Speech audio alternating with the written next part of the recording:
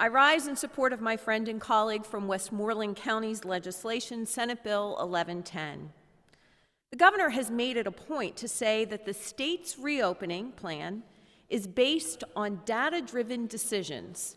Yet, up until recently, we could only see COVID-19 case counts by county.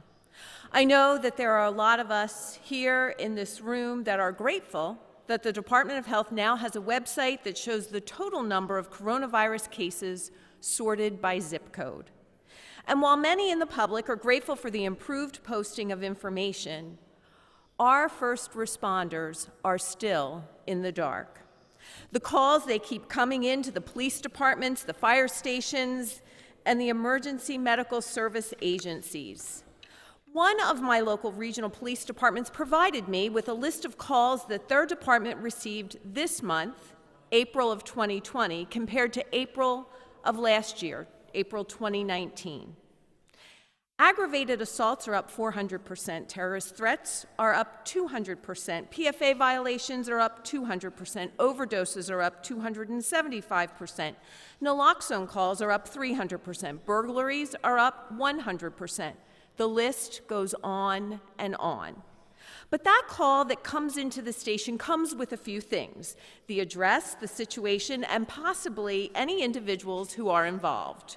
The department can quickly pull records to know who they are dealing with and make data-driven decisions as to how they best can handle that specific situation.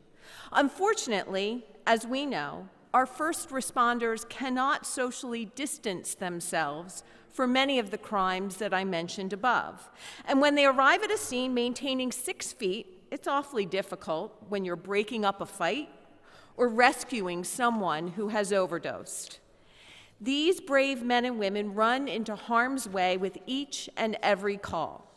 The last thing we should do is withhold information that could not only jeopardize the health of our first responders, but the health of their loved ones at home, who hope and pray that they make it through the day, as well as other police officers, firefighters, and EMTs at the station, department, or agency.